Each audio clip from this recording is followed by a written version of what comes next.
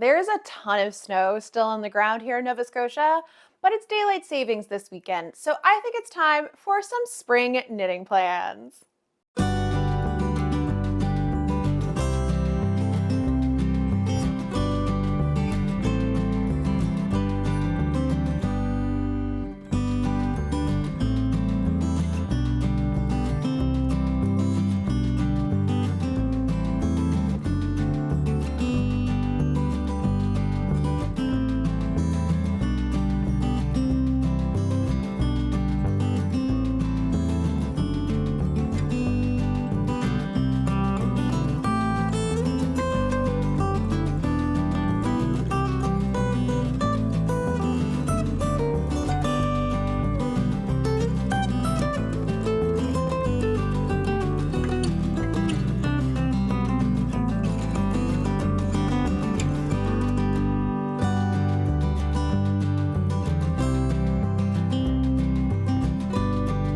Hi everyone, and welcome to the Knitted by Whitney YouTube channel. I am back with another seasonal knitting plans video. This time, my spring knitting plans. There's a lot of snow still on the ground here in Nova Scotia. We have had a lot of cold days. We've had a couple days above freezing, which has been lovely. Unfortunately, we have daylight savings this weekend, which I have conflicted feelings about. I wish we would always stay in daylight savings time, so I wish the time that we had in the summer months was what we had all year long because I love having bright evenings. But I really don't like getting to those light evenings by having to turn the clocks forward 1 hour and losing an hour. So some places have gotten rid of daylight savings. This year, British Columbia has decreed that they are no longer going to do daylight savings. Once they switch the clocks, they're going to stay in that time. I only wish we would also do that here in Nova Scotia, but it's a more complicated issue because we are not just a single time zone province. We share a time zone with a couple other provinces, and it's a bigger ordeal to have to decide to get rid of daylight savings or to stay in daylight savings.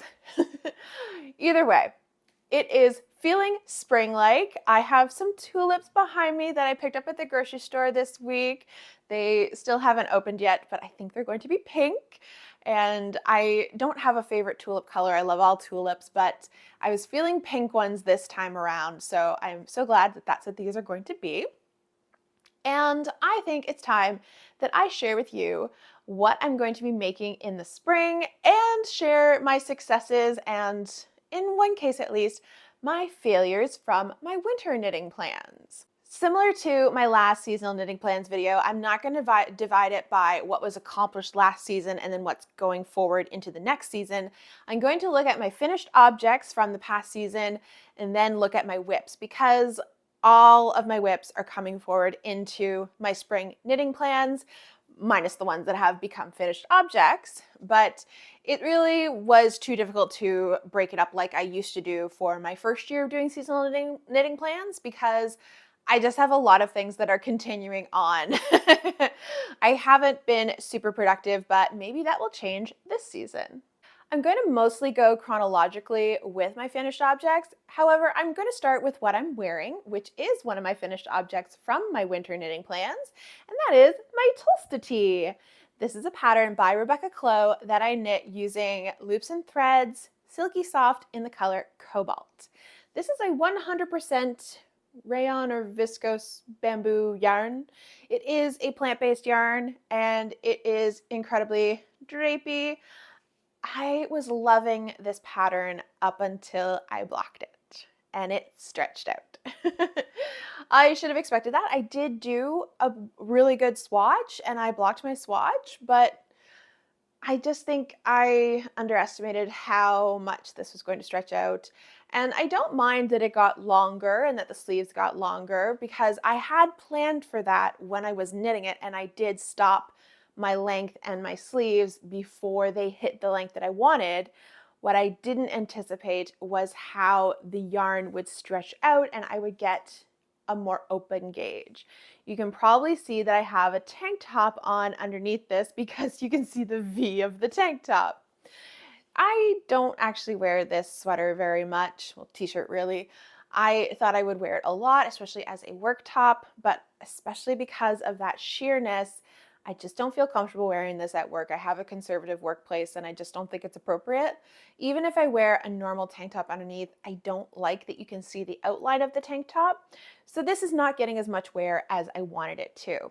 I do have plans to reknit this with some merino fingering yarn that I have that is almost the exact same color. It was gifted to me by my friend Catherine of Création Miss Couture Yarns. So I am going to redo the Tulsa tee, and I am going to do it in the fingering weight using that yarn that I got from her, because I think that will give me exactly what I'm looking for when it comes to a nice flowy garment without being see-through and drapey. So this was a success. I did finish it. I finished it either right at the end of 2025 or maybe the beginning of 2026. I'm not entirely sure. I don't remember. But I'm happy that I got it done. It was one of my 3 sweaters that I was working on in December to try and get some whips done by the end of the year. So maybe I did finish it by the end of the year. My memory is not working very well today, but I did in fact finish it. It is a nice tee. I might wear it around the house in the summertime because it is nice and light and breezy. It's just not really something that I like to wear out of the house. So this is one of my finished objects from the winter. Apologies for the really weird placement of my mic, but I can't get to my stitch markers, which I usually use to clip a mic onto anything that I'm wearing that has a high neckline. It's buried in a pile of the things that I have to show you today. And one of my biggest pet peeves is people holding onto clip-on mics. They are clip-on mics. You can clip them on, so you don't need to hold them. So I just have it clipped weird onto my second finished sweater from my winter knitting plans, which is my Biblophile 2. This is by Alicia Plummer, and I used another Loops and Threads yarn. This one I believe was Rainbow Ombré or Ombré Hues, I think it might have been. And the colorway was mint blush sky blue, something like that. I do have all of the information about my projects in my Ravelry projects, which I do always link below in the description box of this video. So you can always check for more information there. And I do keep very good notes in my Ravelry projects in case you're ever wondering if I've made modifications or anything, which I have for this particular sweater. I did a wide cuff. Now it's not technically a wide cuff, is just like a straight sleeve. I didn't do any decreases. And then I just changed to my ribbing needle and then I just knit the ribbing. But I've been meaning to fix this sweater because the sleeves are just a little too short to be open cuffs, because if I have an open cuff, I really want it to like end down here at my hand. The way that it ends here, which is more bracelet length when I like move my arms around, it opens up my entire lower arm to the air, and that makes my arms, very cold and uncomfortable. So I don't love that the sleeves ended up being a little too short, but I was running very low with my yarn because I had to do a little bit of playing around with it in order to keep the 3 color gradient striping consistent on the sweater. So in the end, I was left with a bunch of little bits that didn't quite flow nicely, and I tried to only use green for the cuffs, and I used up all the green. I only have blue left, and I just didn't really want to then go into blue on the cuffs. So what I've been meaning to do is I've been meaning to go back to that last row before the cuff, pick up the stitches, do a row of knit 2 togethers, and then knit a cuff that is both longer and smaller so that I will have nice balloon sleeves, and that will get rid of the cold arm situation. And because I'll be knitting half the stitches, I should be able to get double the cuff length, which will also help with that too short feeling of these sleeves. So it's been on my list of things to do, and I just haven't gotten to it. I chose not to do a fix it, finish it February this year. I just had too much going on, and it's just been a rough winter and I just didn't have it in me to do that. So maybe I will do that next year, or maybe I will pick a different month and I will find a way to attack some of my projects that are done but not perfect. Now, aside from my Biblophile 2 and my Tulsa tee, the rest of the patterns that I completed in the winter were all hats. I only have one of them with me, so I'll start with that hat, which technically was the most recent finished object that I made, and then I'll talk about the other ones because they were all gifts. But first, let's talk about the love beanie. This was a pattern that I made using my friend Madison's yarn. She is Fleurange Apparel, and this is from her Shrek collection, which I purchased from last year. This is Lord Farquaad's color, Do You Think He's Compensating for Something?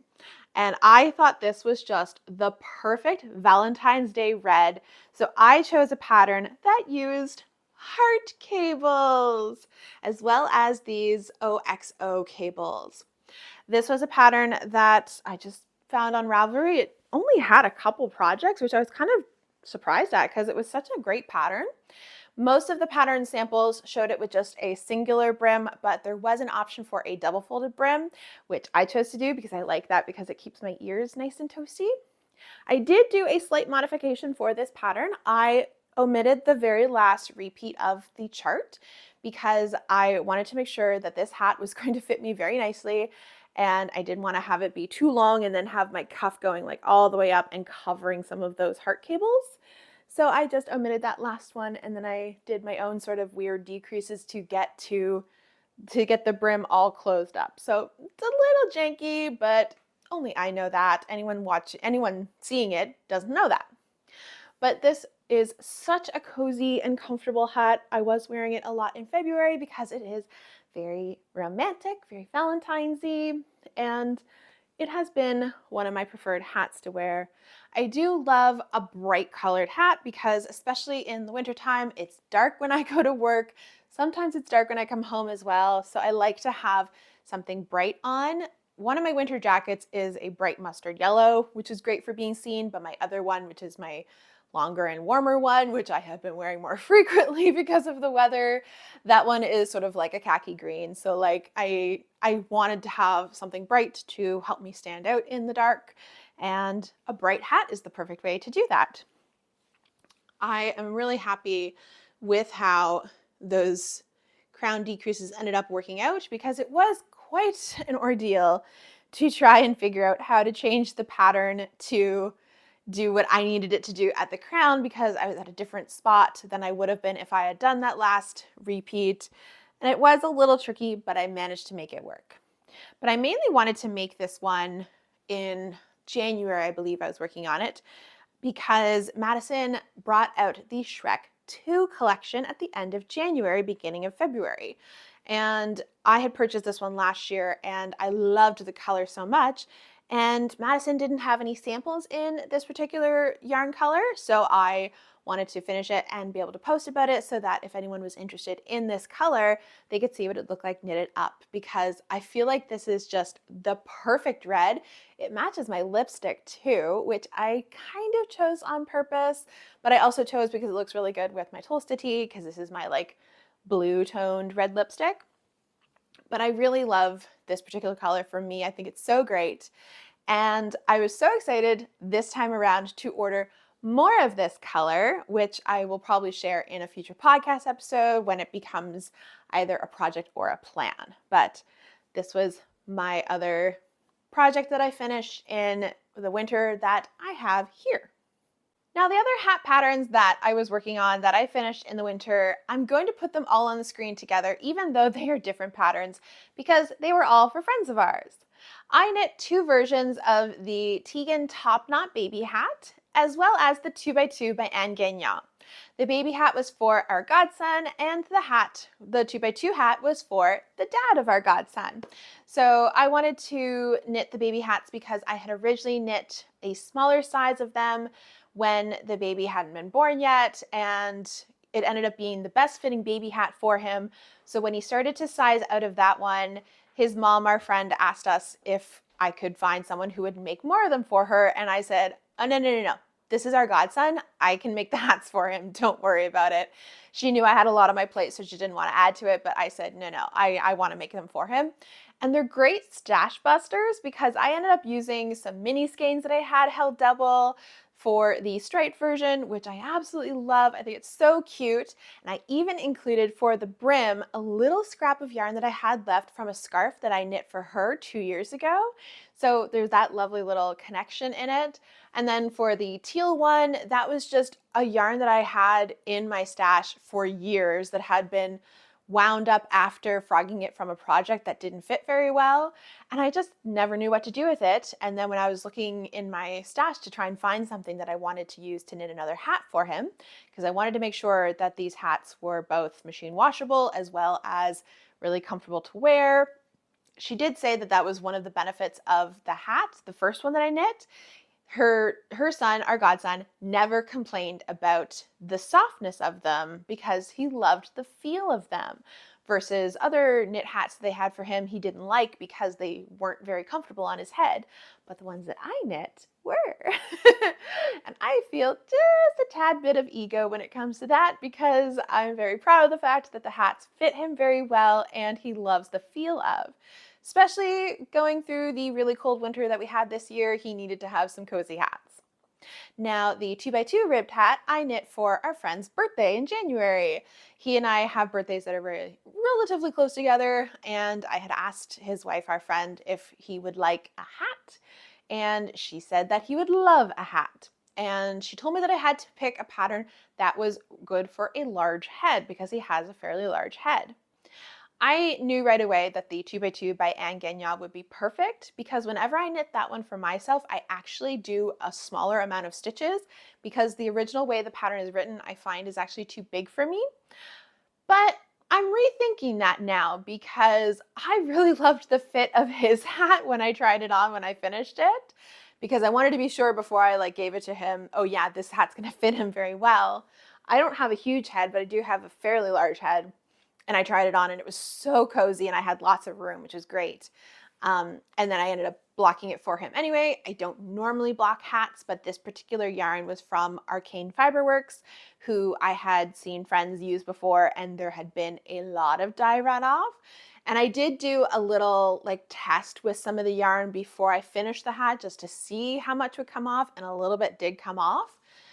Considering that it is mostly red and black, I expected dye runoff because those are colors that do tend to not exhaust fully. And I wanted to be sure that once I gave it to him, it wasn't going to turn his forehead red or anything like that. So I did block his hat just to make sure that dye wouldn't get on him.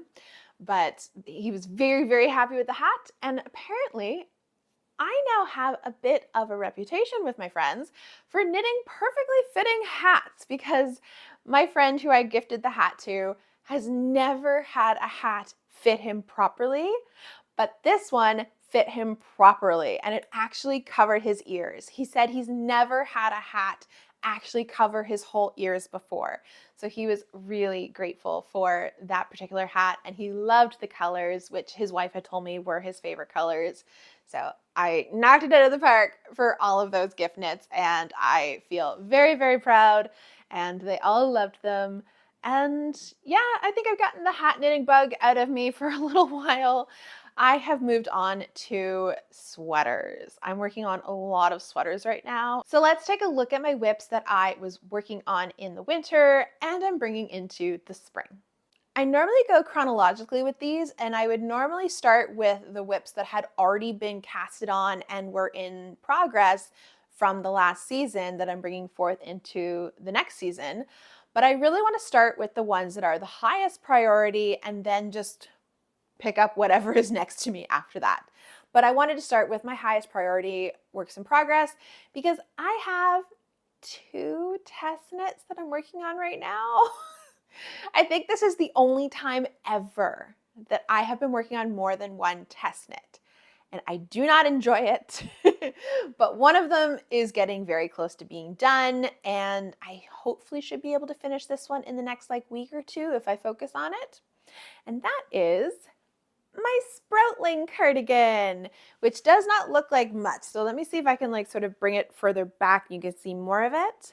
But this is a cropped open front vest. It is going to have an I-cord edging and an I-cord tie that will tie across right here. But so far it is just wide open.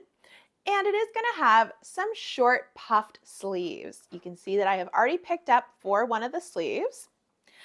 I had already had most of the sleeve knitted, and then we found an error in the pattern. So I had to rip back, and I haven't yet started the new sleeve. I just got the new instructions yesterday. So I'm hopeful that I can work on that this weekend, maybe get one of the sleeves done this weekend. I know that's a lofty goal because I have a bunch of things that I want to get done this weekend, and we're having friends over for dinner tonight. So like it's going to be a busy weekend, but I would at least like to start doing the short rows for the sleeve because this is shaped using short rows. That was the issue originally. The short rows were off center, so it didn't quite line up by the time you got to the end.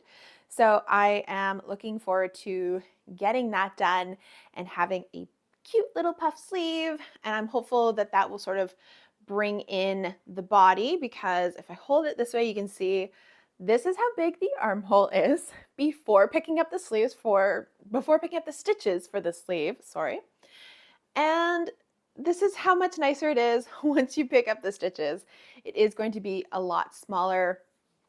I'm feeling a little concerned about the length of my sweater, but I'm going to hold off judgment until I have knitted both of the sleeves and then worry about length afterwards. I did follow the instructions of the pattern of how long to knit the body. It is a bottom-up construction, but my yarn is a viscose wool yarn. It is Hobie Pearly Haze, and it is the color Aster, which I have learned since I last talked about this, that is a flower. And it is almost identical in color to an actual Aster flower because I found a photo and I shared it in that video, and it looked so pretty. But this is one that I'm really enjoying the test knit. It's a really fun test knit. Sophia has been really enjoyable to test for. She's so nice. We've had great discussions. She's very receptive to feedback and very understanding when we find issues and we need to work through them. It's been great that way. Having to redo the sleeve was not ideal, but it happens sometimes in a test knit, and she's just been great. And I think the test knit is due at the end of March, but Sophia has already reached out to us and said, hey, let me know if you need some extra time, because we have had a couple of these hiccups, and in case people need more time, she's being very generous with her time. So I really appreciate that about her. I should be okay because I'm pretty far ahead in the test knit. I think there's only one other person who's done around the same amount as me. My friend Emily from the Emily Knits channel is also in the test knit. I believe she has just reached the point where she is now doing the front pieces and the back piece separately, but I'm not entirely sure because we were talking about that recently. But I am really enjoying this. I think it's going to be really, really cute. I want to be able to wear this over some sleeveless dresses in the spring and summertime, but I currently don't have any that go with this color. So that's going to feed into some of my spring plans, but I'll talk about that at the end. Let's keep going through my whips. My other high priority whip and other test knit is the Fiona sweater by Vicky Chan. This was a new to me designer. I had originally seen the pattern on Ravelry. It was already out, but it wasn't size inclusive. So I reached out to Vicky and asked her if she would ever be interested in expanding her sizing to make it inclusive.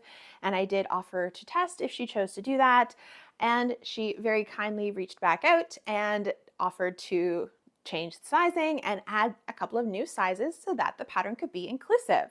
And I have joined that test knit. I'm going to be honest, it's not the best test knit. It is being run over on Ravelry forums, which I really don't like for test knitting. I much prefer either a chat option like Instagram, but my number one choice is Discord. I find Discord is easily my favorite social media that I use, and I find it very intuitive and it's very easy to sort of organize things, especially if you have a particularly chatty group of testers. You can have a chat channel, you can have a channel that's just for updates to the pattern. Everything can be put in places where it's easy to find, that type of thing. But I am doing it over Ravelry forums, which is not my favorite, but that is where the test is taking place. It's been not as relaxing as the Sproutling. It is a colorwork sweater. It is a colorwork yoke, and I have done maybe a third of the colorwork rows so far. One of the things that has been in the chart that has made it super easy to follow is that, as you can probably tell, there are some sections where there are large portions of the main color and only a couple spots where you do your contrasting color. And usually in a chart, that's just a long line of squares that are all one color, and you have to count them individually. What Vicky has done for her chart is that she includes the number of stitches that you're doing in the main color before you switch to a contrast color, which makes it so easy to read the chart when you have those long stretches of one color. So I will be doing that for all future color charts that I follow. I'll be putting in those numbers when I print off the charts, because that has been a game changer to how easy it is to read the charts. I am using some very special yarn for this project. I'm using yarn that was given to me by Red Door Fiber Studios. I learned late last year that Kate from Red Door Fiber Studios does yarn support, and I reached out to her to ask her about that, and she said it is open to designers or test knitters who need yarn to do a project. As long as they have a rapport with Kate already, she is very receptive to their requests for yarn support. And I have been a customer of Kate's for a few years. I absolutely love her yarn. I think I was introduced to her by her Akatar collection, but I've purchased from a couple of her different collections. But these are the yarns from her K-pop Demon Hunters collection. I'm so excited to be using these colors. My main color is Between Imposter and This Monster, and my contrasting color is Mighty Demon King. And these look so good.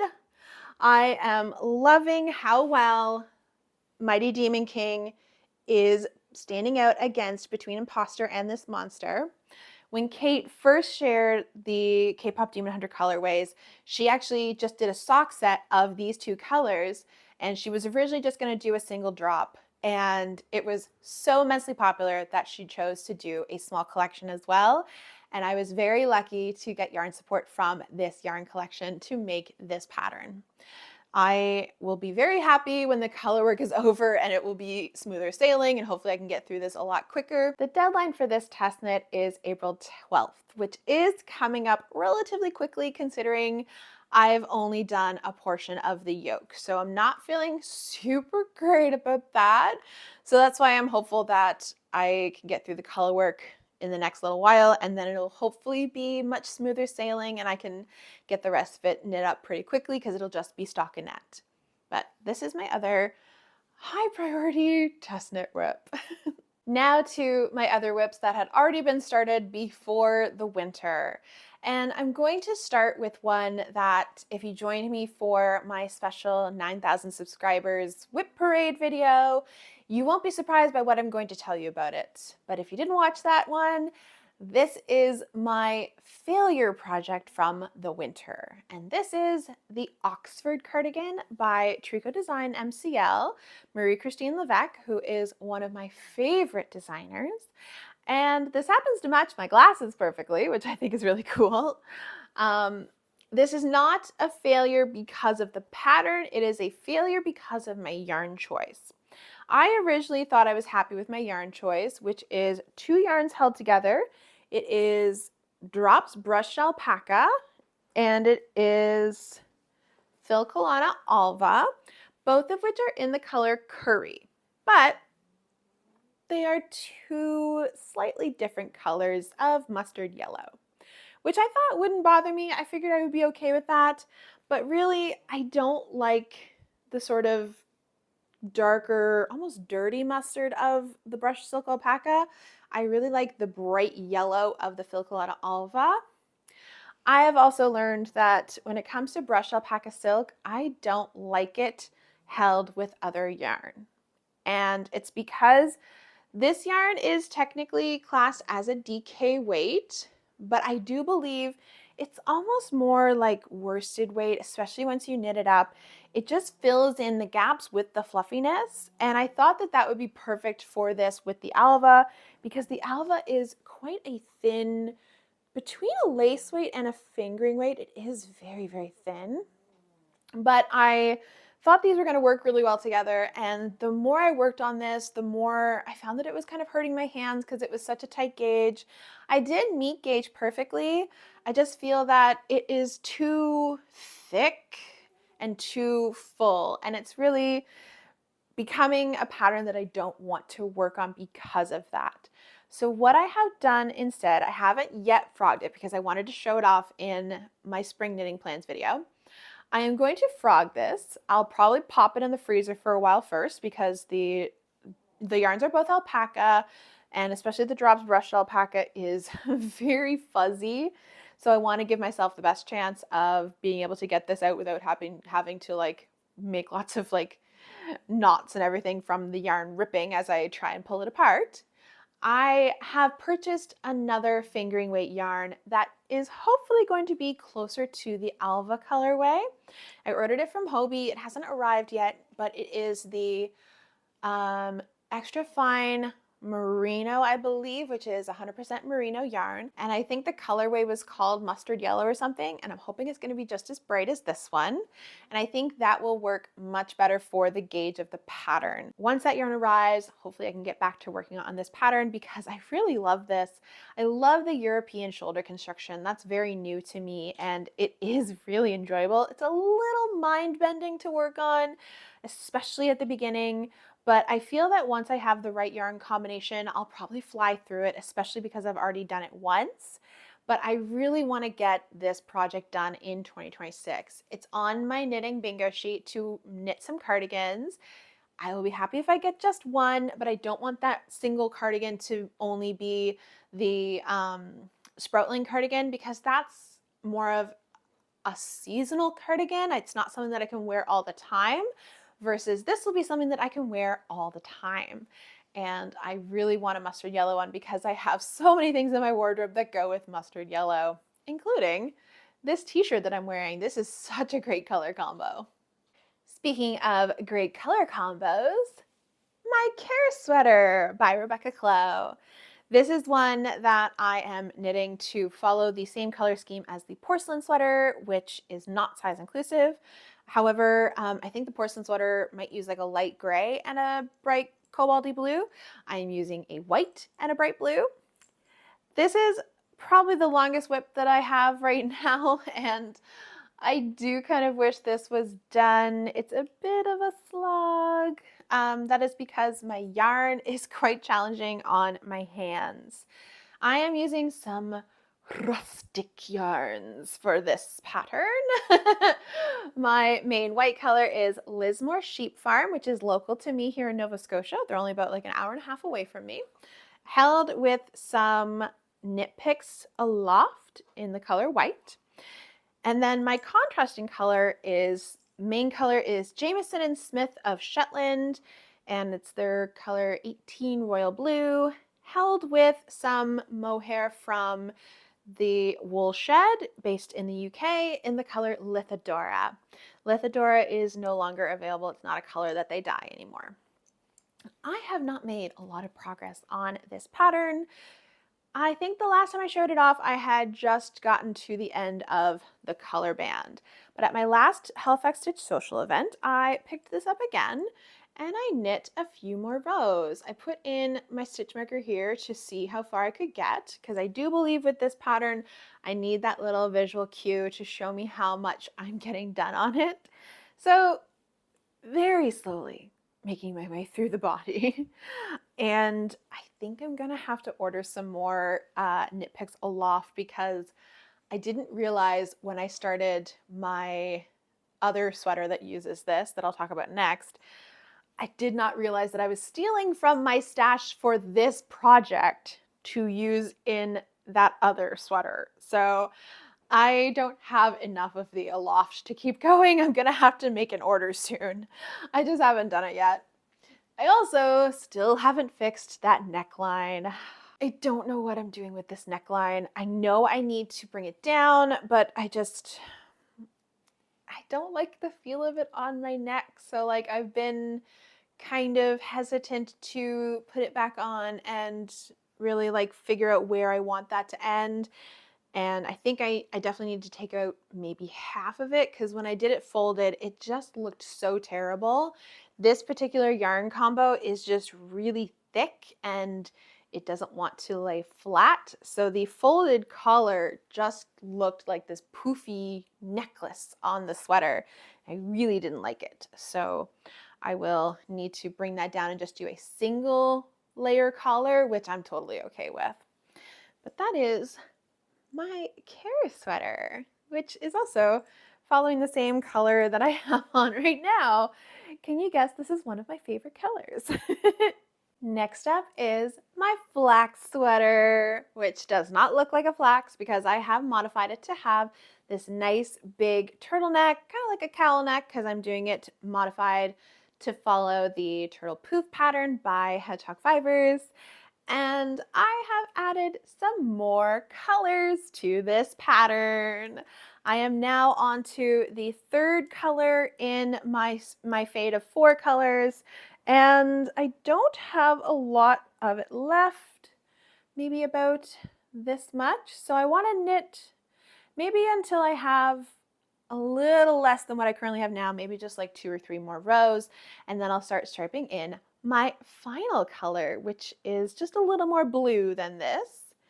I love this pattern and I really want to finish it up because I think it would be so fun to wear. I would also really like to get started on these sleeves, which I think I'm going to do before I stripe in that final color at the end, because I really want to make some progress on these sleeves so that I can knit all of the sleeves to the length that I want before I attempt to finish the body, because that way I don't have to worry about saving yarn for the sleeves. I can just knit them until the length that I'm happy with, and then I can play around with whatever length I'm going to get out of this particular sweater. It might end up being a little bit cropped. I'm not that upset about that though. I think it would still be a really fun sweater to wear. I absolutely love the colors. It feels really fun, really springy, really. I'm looking at like my projects that I'm working on and my like recently finished objects. I have a lot of pastels.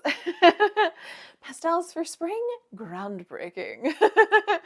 But I'm just really attracted to them right now. Maybe I was attracted to them in the winter because they were making me feel very fun and very, like excited about spring coming up. Like I mentioned, I've got some tulips that are gonna bloom at some point, and you just need bright colors to help get you through the gray of the winter. So my flax sweater is going strong. It's hopefully going to be something that I'll be able to devote more time to once I finish my 2 test knits. But again, kind of everything that I have going on right now is on hold until I get more of those test knits done. I do have one whip that is not a sweater. For the 3rd time, the cursed cat makes an appearance.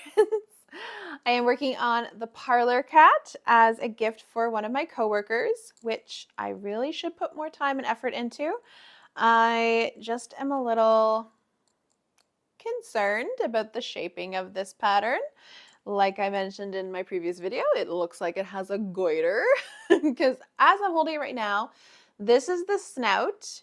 This is where the eyes will go. The ears will go up here.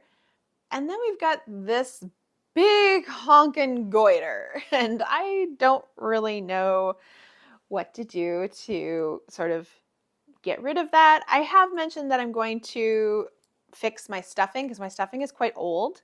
If I pull it out, you can see it's really clumpy and it's just sort of staying in these like cloud-like clumps. So I do feel that if I take all the stuffing out and maybe I take like a comb to it and I really like fluff it open, then I can go back to this pattern, restuff it with the better stuffing, and hopefully that will change the shape of it a little bit. That's what I'm hopeful for. And then of course I still need to finish the body and the tail. I have the legs done, but I still need to do the body, the tail, and the ears. And then I need to do a little bit of like embroidery to like add on. I'm gonna add like sleepy eyes and that type of thing.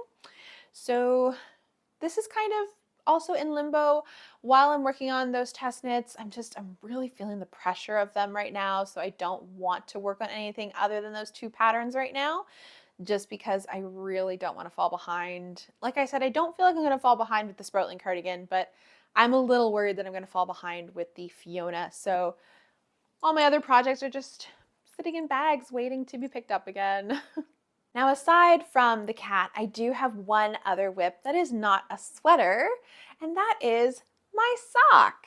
This is the finished sock. This is based on the Melbourne socks, and I have completed the first one.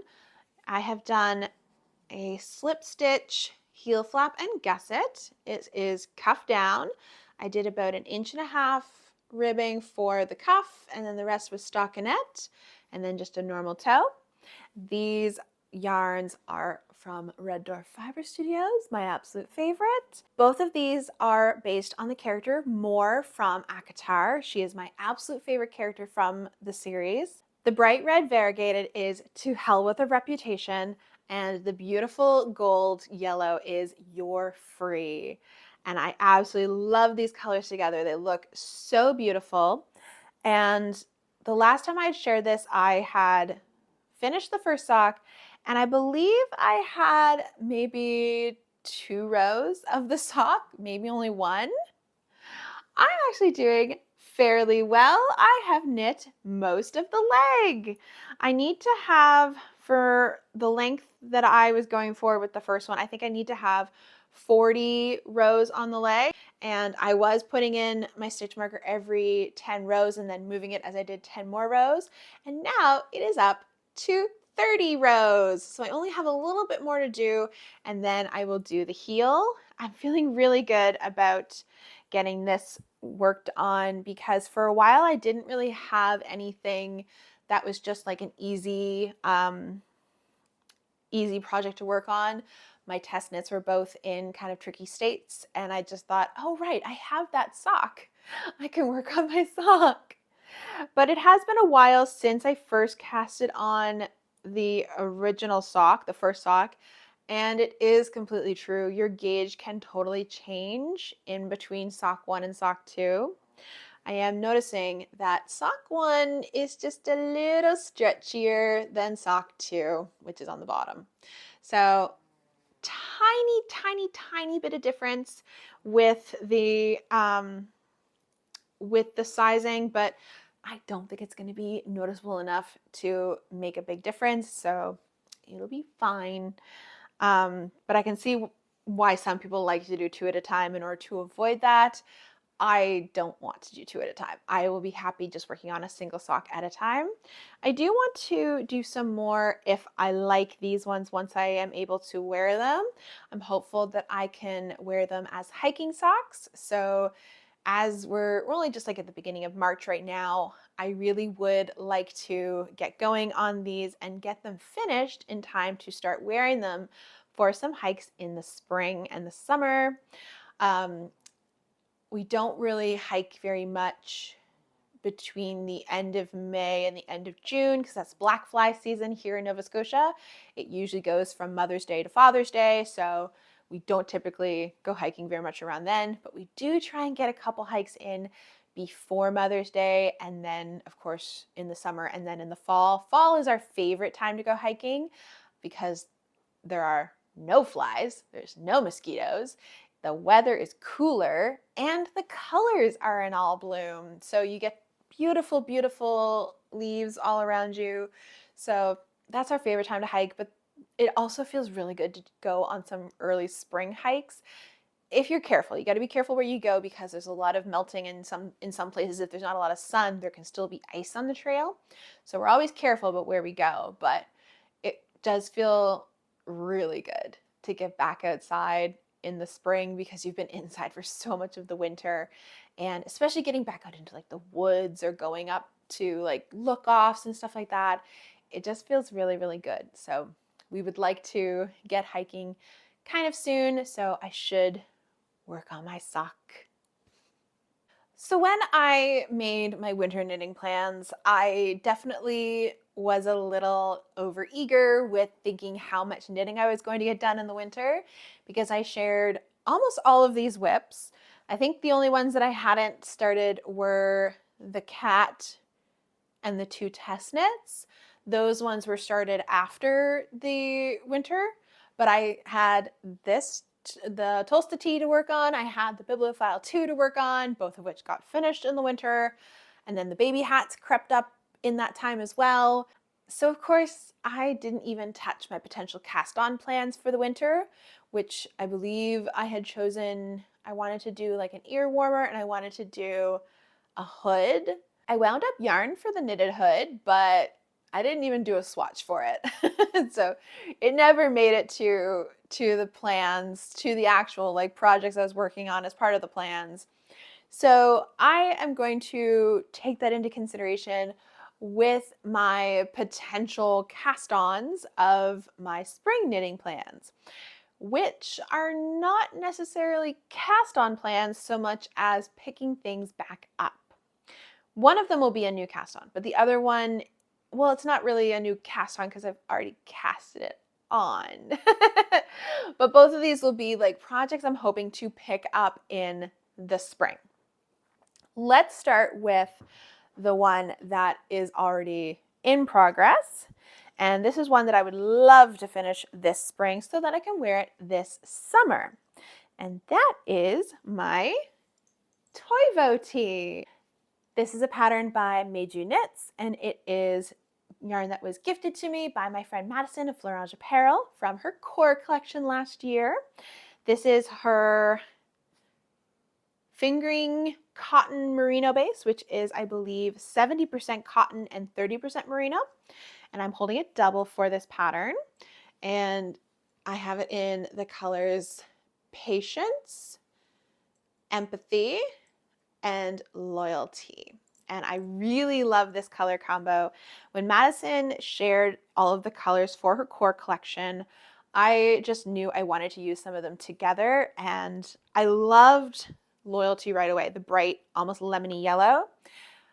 But I cannot wear yellow. It's just not a color, like this shade of yellow I cannot wear. Mustard yellow, like my Oxford cardigan that I'm going to frog and reknit, I could wear that all day. That's a great color for my skin tone. Hence why I have glasses in that color, because I love it so much. I can't wear this particular yellow next to my skin. It's just not a great color for me. So I knew I had to wear it with other colors. And I chose to go with the blue and the purple because these are some of my favorite color combos. I really love purple and yellow together. I find that's really great because they're opposites on the color wheel. But blue, like a baby blue and a lemony yellow, that's like one of my favorite color combos. I just think it looks so fresh, so fun, so summery. And I really want to pick this back up and get working on it again.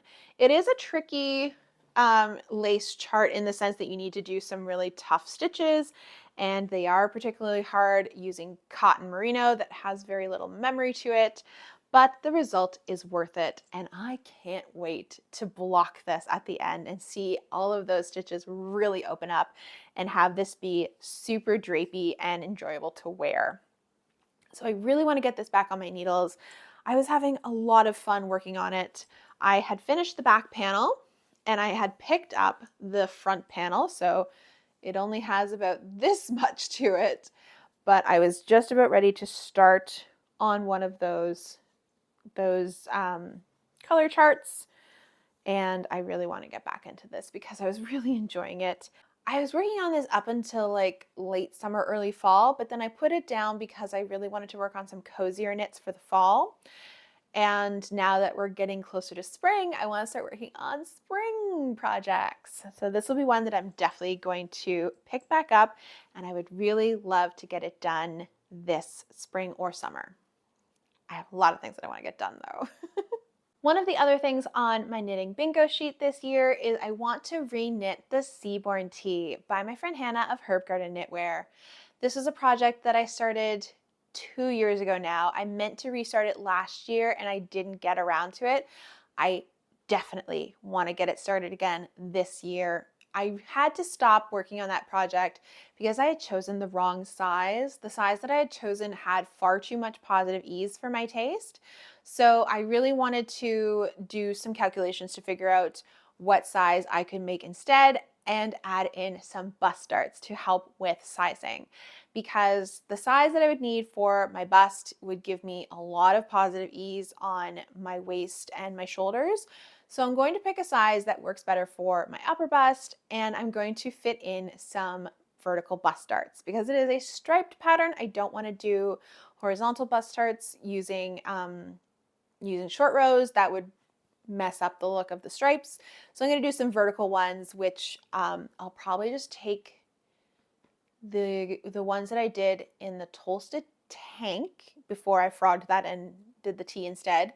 I frogged that one because I messed up my sizing. I did one size up until here, and then when I split for the front and the back, I did a totally different size for the back, and I didn't want to reknit the tea from the bottom up again, or reknit the tank from the bottom up again, I should say. So I'm going to take the bust darts that I did in that particular pattern and apply them to the Seabourn tee.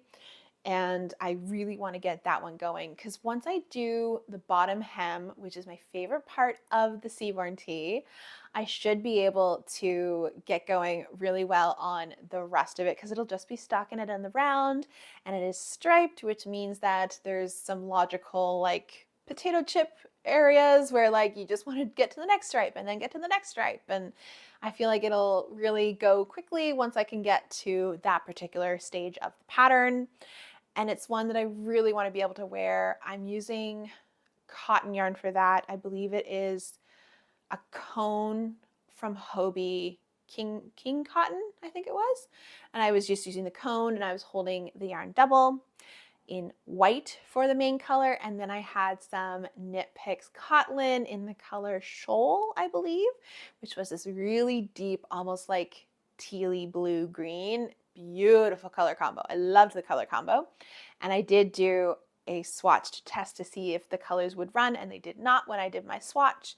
So I'm really excited to start that again, because I really want to get some more knitted tees and tanks into my wardrobe, because I'm finding that they are so wearable as layering pieces throughout the year, because I can wear them on their own in the spring or the summer, and then I can layer them with things in the fall and the winter. I wanted this Tulsa tee to be like that. It ended up not being exactly what I need, but that's okay. I'm going to make another one, and I'll still have that type of a garment in my wardrobe. And my 03 ribbed cami by Eleanor Alice.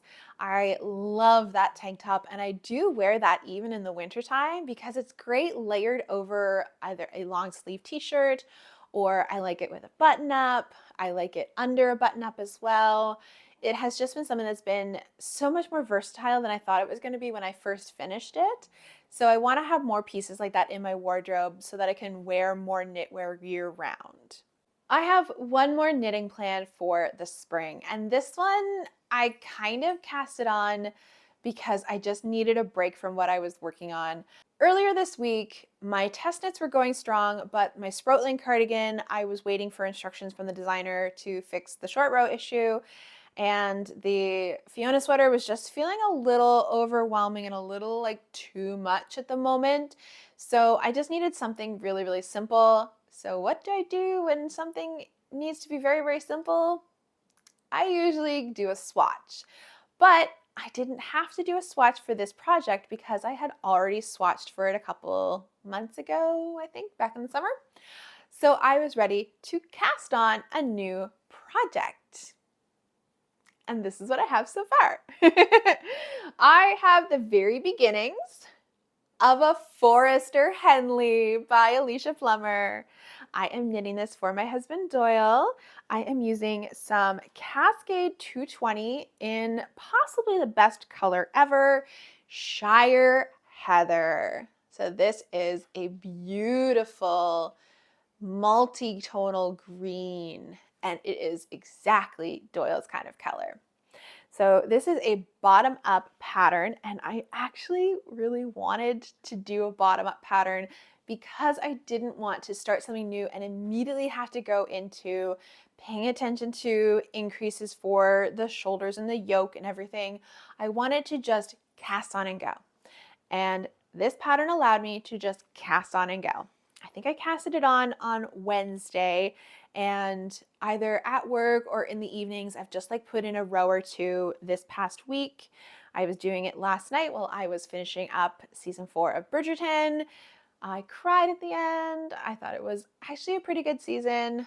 I did not like season 3. I thought season 3 was terrible, but I really loved seasons 1 and 2. 2 is my favorite. I love Canthony, but Sophie and Benedict are definitely probably my second choice couple. I just love Sophie. I think she was a powerhouse this season. Loved her so much. But I was doing a couple of rows last night. I'm working on my ribbing right now. It's just 1x1 ribbing. And I only need to do this for a little bit more, and then I can switch to bigger needles and then start doing stockinette in the round, and I get to do that for a long time before I have to do anything. So this is going to be a nice little palette cleansing project to work on if I just need a break from my more complicated projects. But this one is definitely a back burner project. I would just like to get this done probably by the fall. It's definitely not one that I could see myself getting done early enough for Doyle to still be able to wear it this year, like this particular season, before it starts to get warm in the summer. So I'm content to let this be a project that I won't even think about finishing until the fall. So it'd be nice if I could finish it in time for the fall because his birthday is in September, so this would be a lovely birthday gift for him. But he knows I'm making it. Anytime I am making a garment for him, I want him to be involved in the whole process because I want him to be able to try it on and make sure that it's going to fit him properly. Things like hats, I don't mind doing without him knowing because like then I know it's going to fit. It's a hat. It's pretty easy to fit a hat. But something like a garment, I want to make sure that he's very, very happy with the fit because he's the one that's going to be wearing it. And before I wrap this video up, I have one more planned project for the spring, and it's not knitting. It's sewing. I have found a new pattern that I want to make. I found it almost by accident on Threadloop, but I'm very, very excited to make it. It is Poppy. This is by Cinnamon Daisy, who is a new sewing pattern designer to me. I'd never heard of her before, but I'm really excited by her size inclusivity, her sheer variation in her patterns. Poppy is both a dress as well as a top and a skirt. So it's a really versatile pattern, and I'm really looking forward to being able to make a dress version of Poppy. And I have some very special linen fabric that I just bought for it. I got this from Pure Linen Envy, who is based in Ontario here in Canada. And it's this beautiful floral print.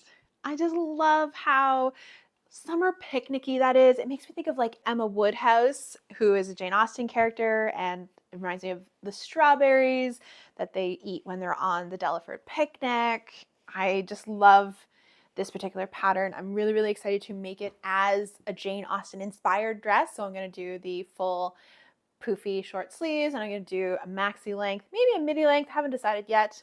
But before I do the dress version, the pattern recommends making a toile of the top. Now a toile is really just a first crack at a sewing pattern to make sure that the way that it's drafted fits you properly, and you usually use fabric that you don't mind quote unquote wasting it. It's not a waste because you're learning a lot about how the pattern is going to fit you, but you're not guaranteed to have something wearable at the end, especially if you have to make a lot of adjustments.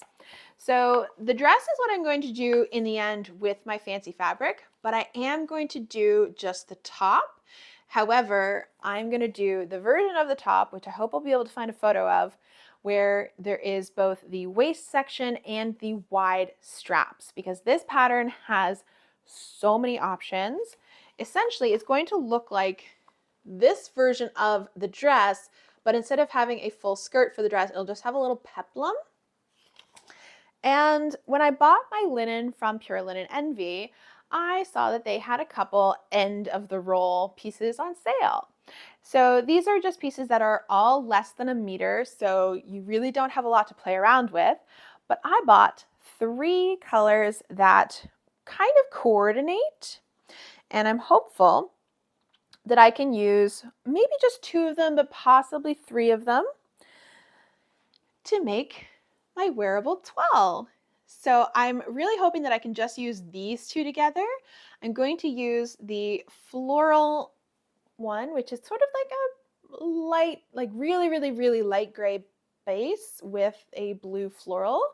I'm hoping I can use this for the front and the peplum, and use this beautiful, almost like stone blue as the back, and possibly the straps if I don't have enough for the straps out of the floral one, because I think I have 80 centimeters of this one, and I think I have 60 centimeters of this one, but I think these 2 will look really nice together.